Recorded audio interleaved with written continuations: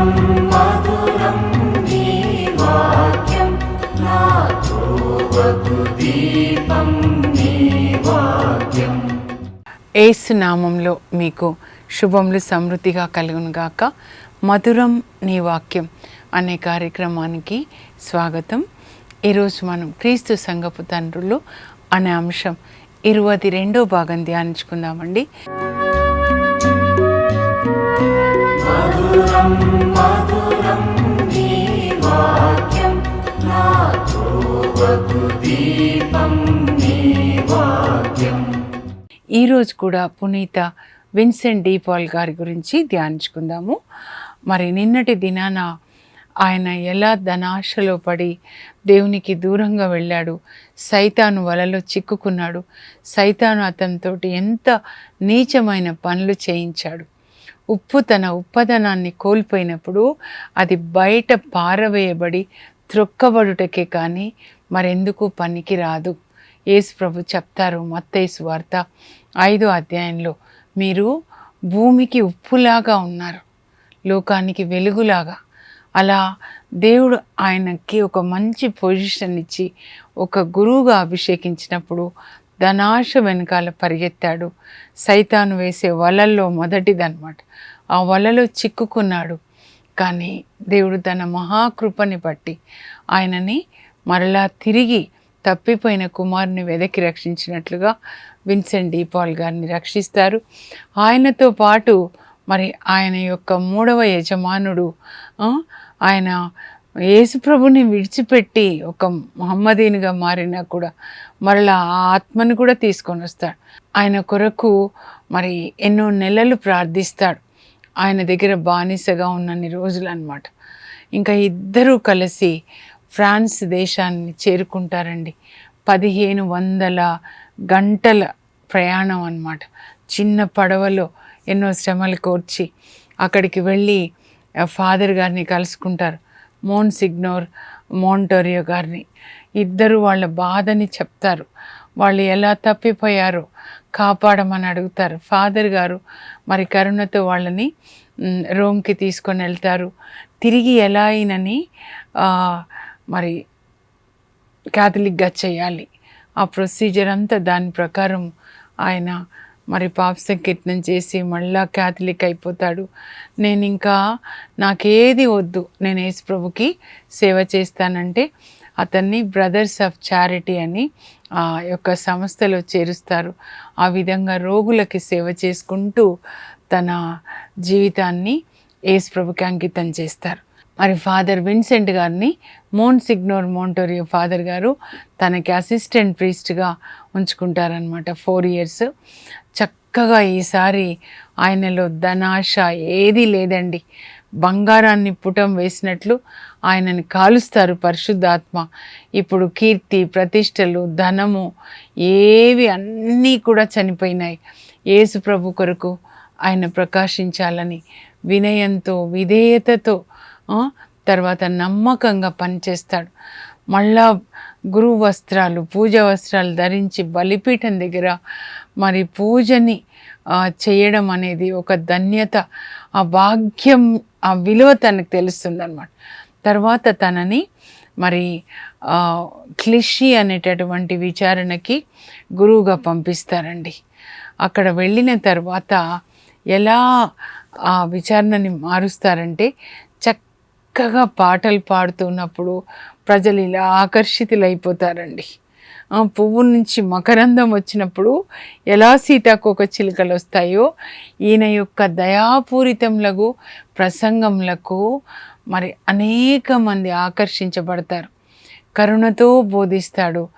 మంచి చక్కగా పాటలు పాడుతూ మరి పూజ సెలబ్రేట్ చేస్తారు మాస్ని. అంతవరకే కాదండి, యేసు ప్రభు ప్రేమను ఒక్కొక్క ఇంటికి వెళ్ళి అందిస్తాడు, పేదలకి సాయం చేస్తూ రోగులకి సేవ చేస్తూ అన్నమాట.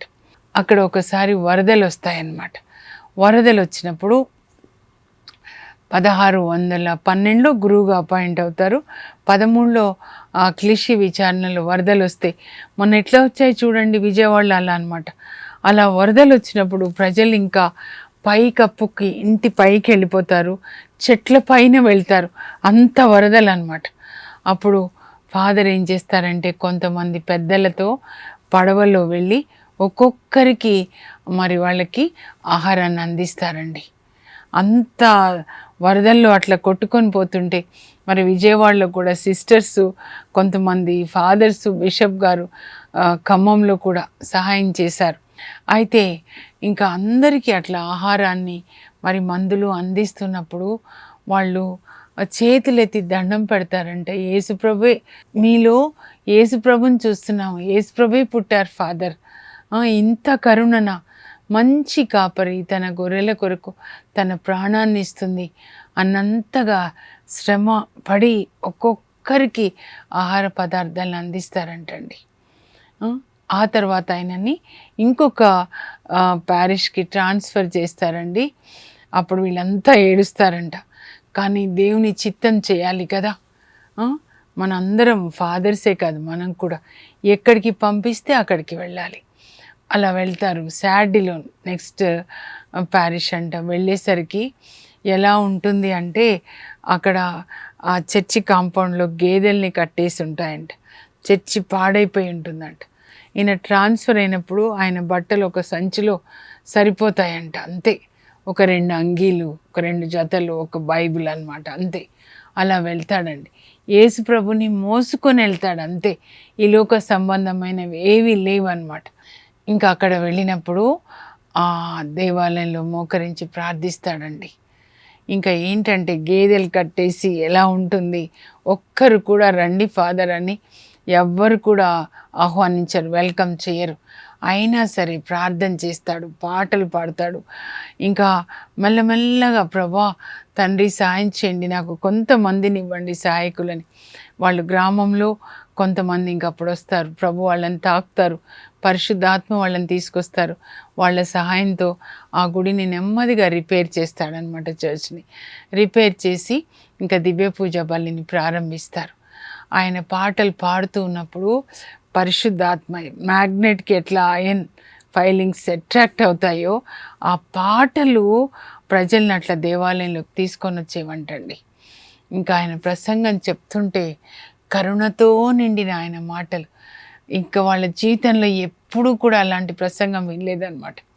అట్లా కన్నీరు కార్చి ప్రభు మన కొరకు సిలువలో చేతులు చాచి మనల్ని ఆహ్వానిస్తున్నాడు. మన కొరకు రక్తం చిందారు, మనల్ని ఆయన ఆశీర్వదించాలని పిలుస్తున్నాడు. ప్రేమామయుడు అని యేసుప్రభు ప్రేమను గురించి చెప్తూ ఉంటే, ఆయన అని యేసుప్రభు గురించి చెప్తుంటే విన్నవాళ్ళు కన్నీళ్లు కార్చేవాళ్ళు. అప్పటి వరకు ఆ గ్రామము 2 ముక్కలుగా గ్రూప్స్ అన్నమాట, పార్టీలు. కానీ అందరూ సమాధాన పడతారు. యేసుప్రభు మనకి శిరస్సు, మనం ఆయన శరీరంలో భాగాలు, అందరము ఐక్యతగా ఉండాలి. యేసుప్రభు శరీరాన్ని 2 ముక్కలు చేసినట్లు 2 గ్రూప్స్ ఉంటాయి అని చెప్తే వాళ్ళు పశ్చాత్తాపడి సమాధానం వస్తుంది. ఇంకా అందరూ దేవునిలో ఎదుగుతారండి. దాన్ని ఒక బెత్లెహేంలాగా, పరలోకంలాగా మారుస్తారంట. ఇంకా తర్వాత చూడండి 1618లో ఇంకా ఫ్రాన్సిస్ డి సేల్స్ అనే ఒక గొప్ప పునీతుణ్ణి కలుసుకుంటారు. ఇద్దరి కలయిక అనమాట. ఇన్యాసి వారు, షౌరి వారు ఎట్లానో, ఫ్రాన్సిస్ ఆఫ్ అసిసి, అంతోని వారు ఎలాగో ఫ్రాన్సిస్ డి సేల్స్ గారిని కలుసుకునే కృపని దేవుడిస్తారంట. అప్పుడు ఫ్రాన్సిస్ డి సేల్స్ గారు ఒక విజిటేషన్ అనే ఒక చారిటీ సంస్థని స్థాపిస్తారంటండి, రోగుల కొరకు, వృద్ధుల కొరకు అని. అప్పుడు దానికి పెద్దగా ఈయనను అపాయింట్ చేస్తారంట. సో ఈయనకి ఎంత ప్రేమ కదా రోగుల పట్ల, పేదల పట్ల, చక్కగా దాన్ని ఆయన నడిపిస్తారు. తర్వాత ఆయన మరణిస్తారనమాట. ఎప్పుడైతే ఇలా రోగులకి సేవ చేస్తున్నారో ఈ విజిటేషన్ సంస్థ ద్వారా దేవుడు ఆయనలో ప్రేరణ కలిగిస్తారు. ఎందుకంటే ఈ రోగులకి సేవ చేయడానికి, పేదలకి సేవ చేయడానికి, సువార్త బోధించడానికి చాలామంది గురువుల అవసరం ఉంటుందన్నమాట. కనుక ఆయనని ప్రేరేపిస్తారు. అప్పుడు ఆయన క్రీస్తు శకం 1625లో విన్సెన్షన్ సభని స్థాపిస్తారండి. మన పోటా ఫాదర్స్ ఉన్నారు చూడండి, వాళ్ళ సభని ఆయన స్థాపిస్తారనమాట. ఇంకా స్థాపించిన తర్వాత చూడండి, ఈ ఫాదర్స్కి ఎలా బోధిస్తారంటే, మనము ప్రజలకి ప్రేమ, యేసుప్రభు ప్రేమను అందించాలి. యేసుప్రభు ఎలా శిష్యుల కాళ్ళు కడిగాడో అలా వాళ్ళకి మనం సేవ చేయాలి. మన బోధన కూడా దయతో ప్రేమతో ఉండాలి అని ఫాదర్లకి ఆయన మరి బోధిస్తూ ఉంటే, ఫాదర్లు కూడా ప్రేమతో నింపబడి ప్రేమగా బోధించేవాళ్ళు అంటండి. ఇంకా ఒకసారి ప్లేగ్ వ్యాధి వచ్చినప్పుడు ఈ ఫాదర్సు వాళ్ళకి సేవ చేస్తారు, రోగులకి సేవ చేస్తారనమాట. దాన్ని బట్టి అందరూ కూడా మాకు ఈ విన్సెంజన్ ఫాదర్స్ కావాలి అని అడిగేవాళ్ళు అంటండి. ఆ తర్వాత ఇంకా హాస్పిటల్స్ అంతా రోగులతో నిండి ఉండేవంట. అప్పుడు ఆయనకు ఒక ప్రేరణ దేవుడు కలుగజేస్తారు. ప్యారిస్లో చాలామంది స్త్రీలు, చాలా రిచ్ పీపుల్ అనమాట, ఏం చేస్తారంటే ఈ విమెన్ అంతా కూడా రిచ్ పీపుల్, హస్బెండ్స్ ఏమో బిజినెస్లు చేస్తారు, వీళ్ళ దగ్గర చాలా డబ్బు ఉంటుంది. షాపింగ్లు తర్వాత పార్టీలు, అలా డబ్బు వ్యర్థం చేస్తూ ఇంకా శరీర వ్యామోహాలతో లగ్జూరియస్గా విలాసవంతమైన జీవితం గడుపుతుంటే వాళ్ళ కొరకు ప్రార్థించి వాళ్ళతో వెళ్ళి మాట్లాడారంట. చూడండి, యేసు ప్రభు అతి పేదలకు ఏదైనా చేస్తే నాకు చేసినట్లే అని చెప్పారు కదా, మీకున్నదంతా ప్రభు ఇచ్చింది కదా, కనుక పేదలకి కొంచెం సాయం చేయొచ్చు, రోగులకి సేవ చేయొచ్చు. యేసు ప్రభు రోగులని తాకి స్వస్థపరిచాడు అని వాళ్ళకి బోధించినప్పుడు ప్రేమగా వాళ్ళందరూ ఏం చేయాలి చెప్పండి ఫాదర్ అని అంటే, అప్పుడు వాళ్ళని హాస్పిటల్స్ తీసుకెళ్ళి రోగులకి సేవ చేయడం, వాళ్ళ బెడ్షీట్స్ మార్చడము, వాళ్ళకి తినిపించడము, వాళ్ళ డ్రెస్ మార్చడము అలా నేర్పించారంట. చాలా సంతోషంగా చేసేవాళ్ళంట. మీరు యేసు ప్రభుని రోగులలో చూడండి, మదర్ తెరీసా తల్లి చెప్పినట్లుగా అన్నమాట. అప్పుడు వాళ్ళ డబ్బంతా తీసుకొని వచ్చి వాళ్ళ టైం అంతా కూడా పేదల కొరకు రోగులకి సేవ చేయడానికి వాడేవాళ్ళంట. ఇదైతే నా హృదయంలో ఎంత ఉందో అండి. మీరందరూ కూడా ఇలా చేయొచ్చు. దేవుడు మీకు డబ్బు ఇచ్చింది మిమ్మల్ని పరీక్షించడానికి. It's not a blessing to have money, but using it according to God's plan, God's will. పేదల కొరకు ఇచ్చుటలో ధనవంతులుగా ఉండండి అని రాస్తారు. 1 తిమోతి 6:17లో ధనవంతులు మీ ధనంలో విశ్వాసం ఉంచకుండా గర్వపడకుండా ఇచ్చుటలో మీరు ధనవంతులుగా ఉండండి. తన భోజనంను పేదలతో పంచుకొని కరుణామయుడు దేవుని దీవెనలు పొందుతాడు. అలా యేసు ప్రభు ప్రేమతో ప్యారిస్ అంతా నింపుతారంటండి. అలా మనం హైదరాబాద్లో మీరు ఏ పట్టణంలో ఉన్నారో స్త్రీలు 10 మంది పేదవాళ్ళకి చేయొచ్చు. ఇప్పుడు క్రిస్మస్ రాబోతుంది. ఈ క్రిస్మస్కి మీరు ఏం చేస్తారు? పేదవాళ్ళకి మీరు బట్టలు పంచిపెట్టండి, బైబిల్స్ పంచిపెట్టండి, మీ గ్రామంలో కుటుంబానికి ఒకటి పంచిపెట్టండి. అలా నేనేం చేయాలి ప్రభు అని అడగాలి. ప్రతి క్రిస్మస్కి కూడా నేను అలాగే ప్రభుని అడుగుతాను, ఏం చేయాలి ప్రభు? యేసుక్రీస్తులో జీవితం ఎలా ఉంటుందంటే, ఏ పునీతుల నుంచైనా చదవండి, దేవుడు మనకిచ్చిన అమూల్యమైన కానుకలండి. This is Catholic church. Serving, not just word preaching కాదు. God gave Jesus gave his life. As Christians we are the givers, we are not the takers. జలగల్లాగా పోగు చేసుకోవడం కాదు, ఇచ్చేవాళ్ళుగా ఉన్న ఆయన ప్రేమను అందించడమే సువార్త అన్నమాట. ప్రభు నాతో ఎప్పుడు చెప్తారు, నువ్వు ఒకరికి సహాయం చేయకుండా సువార్త బోధించొద్దు, ఒక్కరోజు కూడా ఒకరికి పెట్టకుండా బోధించకూడదని. అలా లేడీస్ అన్నమాట.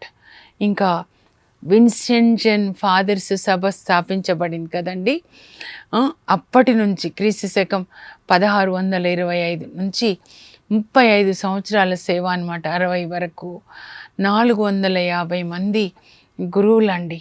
తర్వాత 600 మంది మరి లేడీస్ అన్నమాట, సిస్టర్స్ ఆఫ్ చారిటీ. ఆయన సభని స్థాపిస్తాడనమాట. Congregation of the Daughters of the Charity అనమాట. ఈ స్త్రీలందరూ, ధనికులైన స్త్రీలందరూ కూడా పేదవాళ్ళకి, రోగులకి సేవ చేస్తూ మరి వాళ్ళ జీవితాల్ని ప్రభుకి అర్పించుకొని దేవునికి మహిమకరంగా ప్రభు మీతో మాట్లాడి మీరు కూడా ఆ విధంగా ఉండండి. యేసు ప్రభు కరుణని లోకానికి అందించండి. దేవునికి మహిమకరంగా మీరు జీవించండి. ఇప్పుడు లేడీస్కి అయిపోయింది, ఫాదర్స్కి అయిపోయింది కదా. తర్వాత ఆయన ప్యారిస్లో అలా నడుస్తున్నప్పుడు రోడ్డు ప్రక్కన పసిబిడ్డ ఏడుస్తూ ఆయనకు వినబడుతుందన్నమాట. ఆ విధంగా మొదటి బిడ్డని ఆయన తీసుకుంటారండి. మదర్ తెరీసా తల్లి క్యాల్కట్టాలో ఎలా స్టార్ట్ చేశారు, అలా ప్యారిస్ నగరంలో ప్రతి సంవత్సరం ఒక 500 మంది అనాథ బిడ్డలు దొరికేవాళ్ళంట. మరి కానీ అలా వదిలేసేవాళ్ళు. వాళ్ళ కొరకు ఆర్ఫనేజ్, అనాథ శరణాలయం, శిశు భవన్ అన్నమాట. శిశు భవన్స్ అంటే పసిపిల్లల కొరకు శిశు భవన్స్ స్థాపిస్తాడంటండి. ఆ తర్వాత అక్కడక్కడ అడుక్కునే వాళ్ళని చూసి జాలిపడి యాచకులకి ఒక హోమ్, బెగ్గర్స్ హోమ్, ఇక్కడ కూడా హైదరాబాద్లో ఉందండి. మేము ప్రతి సంవత్సరం కూడా మరి హెల్ప్ చేస్తూ ఉంటాం అన్నమాట. ప్రభు ప్రేరణని బట్టి, గొప్పగా కాదండి. నేను ఏదైనా చెప్తే నన్ను ఘనపరచుకోవడానికి కాదు, కానీ మీరు కూడా అలా చేయాలని, అంతే. నేను చేసేది చాలా చాలా తక్కువ, నాకు తెలుసు. ఇక్కడ నాగారంలో ఫాదర్ పాల్ గారు బెగ్గర్స్ హోమ్ నడిపిస్తారండి. అలా ఈ ఫాదర్ విన్సెంట్ గారు కూడా బెగ్గర్స్కి ఒక హోమ్ స్థాపిస్తారనమాట. ఆ తర్వాత ప్రభు ఆయనకి పాపులర్ మిషన్ అనే ఒక సంస్థ అన్నమాట. ఏంటి పాపులర్ మిషన్ అంటే, ఫాదర్స్, గ్రూప్ ఆఫ్ ఫాదర్స్ ఒక గ్రామానికి వెళ్ళారనుకోండి. ఆ గ్రామంలో మరి వాళ్ళు 4 రోజులు సపోజ్ ప్రార్థన కూటమి నడిపించిన తర్వాత మరి ఆ గ్రామాన్ని 4 భాగాలుగా ఫాదర్స్ పంచుకొని, ఒక్కొక్క భాగంలో ఒక్కొక్క ఫాదరు ఒక్కొక్క ఇంటికి వెళ్ళి ప్రార్థన చేసి వాళ్ళ ఇంట్లో బాధలు కనుక్కొని వాళ్ళ కొరకు మరి వాళ్ళకి కౌన్సిలింగ్ ఇచ్చేవాళ్ళు అనమాట. ఎలా ఈ అబ్బాయి దారి తప్పాడు, ఈ అబ్బాయిని ఎలా దారికి తీసుకొని రావాలి, కౌన్సిలింగ్ ఇచ్చి తర్వాత కూడా వాళ్ళతో కనెక్షన్లో ఉండి అలా ఒక్కొక్క ఊరిని బాగు చేసేవాళ్ళంట. ఇప్పుడు అది చూడండి, అది ప్రపంచం అంతటా ఉందండి. పాపులర్ మిషన్ అన్నమాట. ఫాదర్స్ వరంగల్లో కూడా ఉంది మాకు. అంటే దేవునికి ఎంత వందనాలు చెప్పాలండి. ఈ ఒక్క బిడ్డ దేవుని యొక్క రాజ్యము ఆవగింజలాగా ఇంత చిన్నగా ఉన్న భూమిలో పడినప్పుడు అది మొలకెత్తి ఆ మహావృక్షమైనప్పుడు ఆకాశ పక్షులు అందులో గూళ్ళు కట్టుకుంటాయి. ఒక్కొక్క పునీతులండి. ఇగ్నిషియస్ లైలా గారు, షౌరి వారు, అంతోని వారు, Francis of Assisi, Francis de Sales, Don Bosco గారు, మదర్ తెరీసా తల్లి, విన్సెంట్ డి పాల్ గారు, ఇంతమంది మన చుట్టూ మేఘంలో వలె ఇంత సాక్షి సమూహము మన చుట్టూ మేఘంలో వలె వాళ్ళు కమ్ముకొని ఉండగా మన మెడకి చుట్టుకున్న ఈ ధనాశ, తిండిబోత్తనము అన్నీ కూడా తెంచుకొని మనము పరుగు పందెం, వాళ్ళ వెనకాల మనం పరుగు పందెంలో పరిగెత్తి మనం ప్రభుని చేరుకోవాలన్నమాట.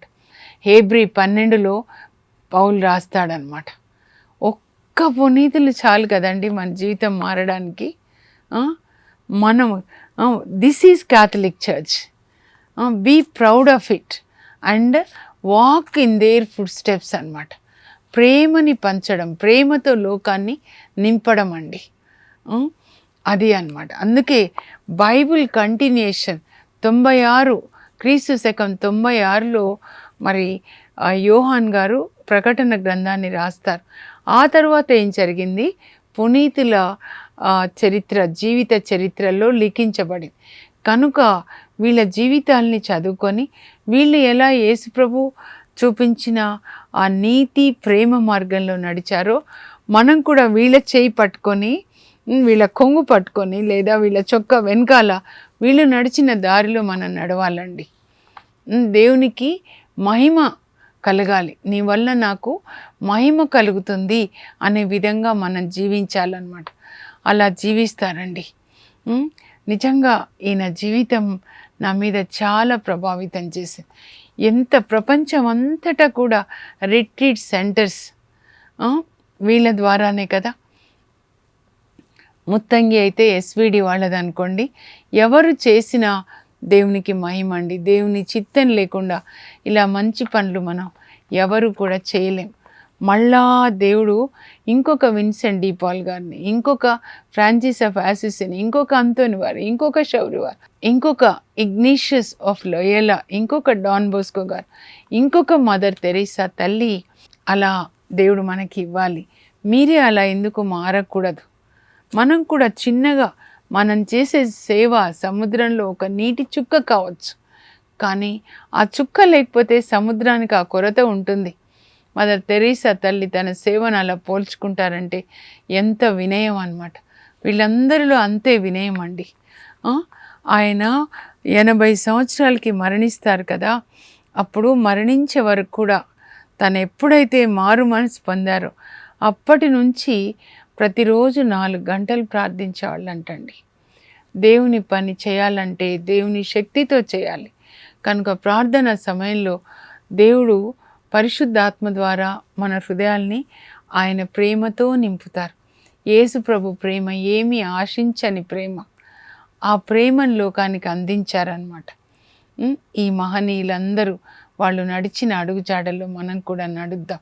దేవుడు మిమ్మల్ని ప్రేమతో నింపుదురుగాక, స్వార్థం మీ నుంచి తొలగించుదురుగాక. ఇప్పుడు ఆయన లేరు, కానీ ఆయన స్థాపించినటువంటి ఆ సంస్థ ద్వారా ఆ ప్రేమ లోకానికి అందుతుంది. ఇదే బ్యూటీ కదండి.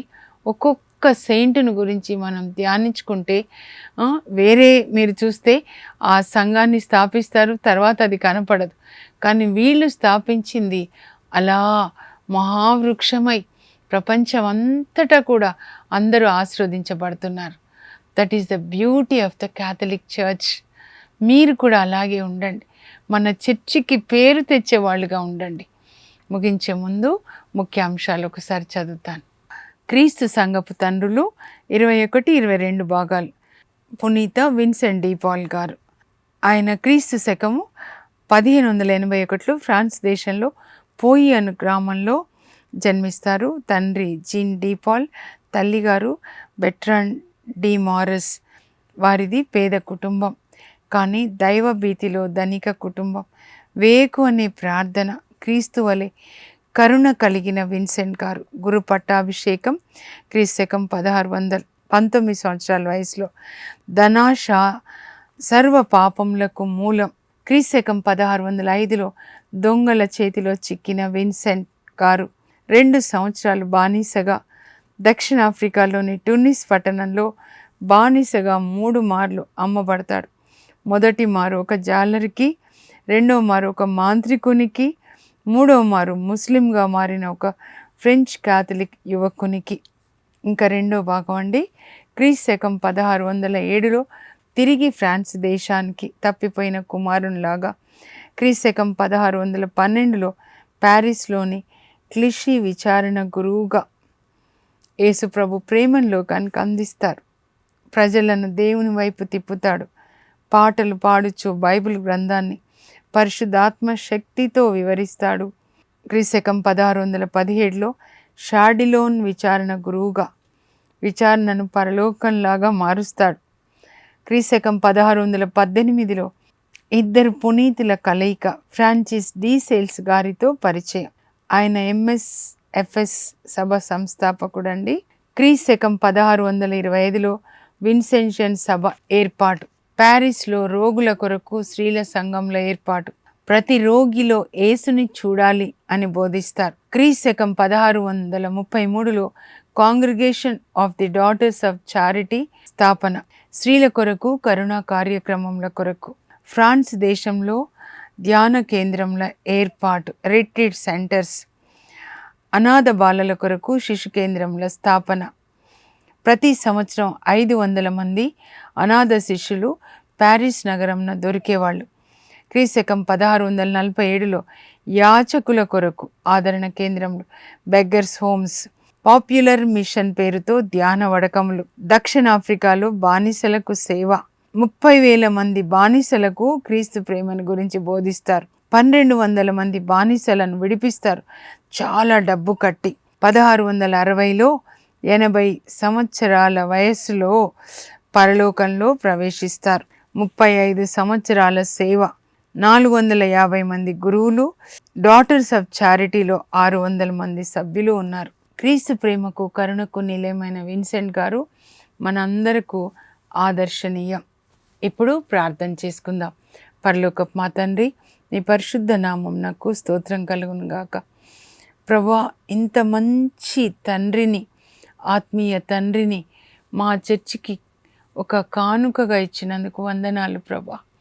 ఆయన ప్రారంభించిన ఆ సభ ద్వారా ప్రపంచమంతటా అనేక మంది ఆశీర్వదించబడుతున్నారు. అందులో నేను కూడా ఉన్నాను. కనుక ఆ పరిశుద్ధ తండ్రిని, ఆ కరుణామయిని పట్టి నీకు వందనాలు అర్పిస్తున్నాం. అలాంటి ప్రేమతో మమ్మల్ని నింపండి. యేసు నామంలో అడుగుచున్నాం తండ్రి, ఆమేన్. యేసు ప్రభు ప్రేమని లోకానికి అందించిన ఈ కరుణామయుడు విన్సెంట్ డి పాల్ గారు మనందరికీ ఆదర్శనీయం. God bless you. Have a blessed day.